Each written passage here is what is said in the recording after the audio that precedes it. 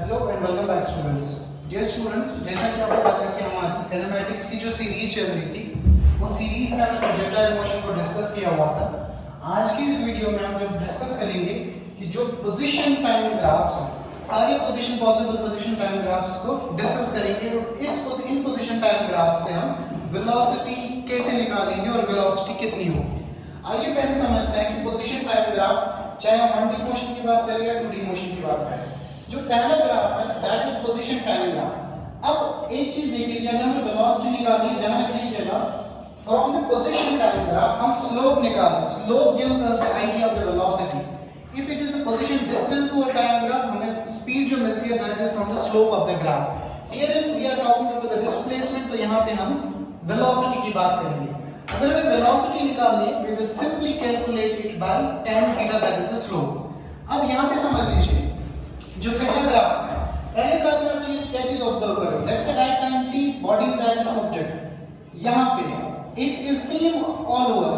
तो अगर आप यहां पे देख लीजिए, जो स्लोप होता है हमारा that is tan theta, rise over fall जो हमारा tan थीटा होता है, आप यहां पे देखेंगे कि स्लोप इज 0। जब स्लोप 0 है तो इसका मतलब वेलोसिटी इज 0। जब वेलोसिटी इज 0 इसका मतलब ऑब्जेक्ट इज एट रेस्ट। ये केस स्टेशनरी ऑब्जेक्ट का होगा क्योंकि यहां पे स्लोप है नहीं।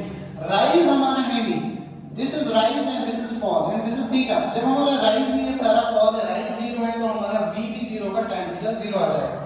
दूसरा ग्राफ अगर आप देखेंगे that is position time graph. इसमें क्या ऑब्जर्व कर रहे हो कि इसमें फॉल जो है हमारा दैट इज 0, क्योंकि इसमें आप देखेंगे यहां पे भी वही टाइम है, इस टाइम पे भी पोजीशन सेम टाइम पे पोजीशन चेंज होती जा रही है। इसका मतलब टाइम 0 है, टाइम कांस्टेंट रह रहा है, पर टाइम कभी कांस्टेंट नहीं हो सकता। इसका मतलब this graph is practically not possible.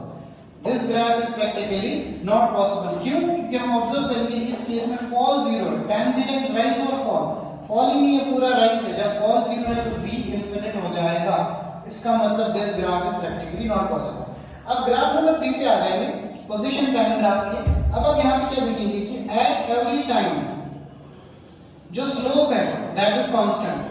यहां पे जो स्लोप है, यहां पे जो स्लोप है, यहां पे जो स्लोप है, जब हमारा थीटा ही कांस्टेंट है इस केस में, जब थीटा कांस्टेंट है इसका मतलब हमारी वेलोसिटी भी कांस्टेंट होगी। कांस्टेंट वेलोसिटी का मतलब इस बॉडी में जो डिस्प्लेसमेंट होगा that will be equal in equal intervals of time. Theta constant है तो वेलोसिटी कांस्टेंट आ जाएगा। अब इस केस में देख लीजिए ग्राफ नंबर 4 पे, पोजीशन टाइम ग्राफ। आप यहां पे देख रहे हो, यहां पे स्लोप, यहां पे स्लोप, यहां पे slope, theta is greater than 0 और I can say theta is increasing. जब थीटा इंक्रीज होता है v equals to tan theta, तो इसका मतलब velocity is increasing in this case. This is the increasing velocity case जब ऐसा ग्राफ होगा। यहां पे आप देखोगे थीटा डिक्रीज हो रहा है, जब थीटा डिक्रीज होगा इसका मतलब वेलोसिटी इज डिक्रीजिंग। अब ये वाला केस इंटरेस्टिंग है। इस केस में आप क्या देखोगे कि जो ग्राफ है, थीटा जो है that is straight line, but ये केस जो है इसका मतलब नेगेटिव वेलोसिटी है, थीटा इज ग्रेटर देन 90 और आपको ये चीज पता है। अब ये वाला ग्राफ जो है पोजीशन टाइम ग्राफ, इसमें हम देखेंगे इस टाइम स्लॉट में एक वेलोसिटी है, यहां पे थीटा अलग है, यहां पे हमारा थीटा 0 है, यहां पे हमारा थीटा नेगेटिव है। तो ये वाला ग्राफ कब यूज होता है जब डिफरेंट स्पीड्स, या मैं ये कह सकता हूं कि हमारी डिफरेंट स्पीड्स मिल रही है, तो ये वेरिंग स्पीड का केस होगा। अब ये वाला ग्राफ बड़ा इंपॉर्टेंट है।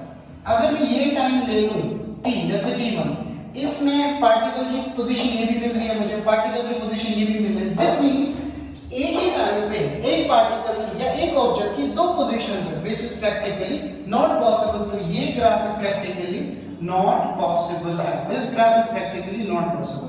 हां, ये ग्राफ प्रैक्टिकली पॉसिबल तब हो सकता है जब मैं यहां पे टाइम लूं और यहां पे पोजीशन लिख लूं। It will become the case of stationary object. Thank you.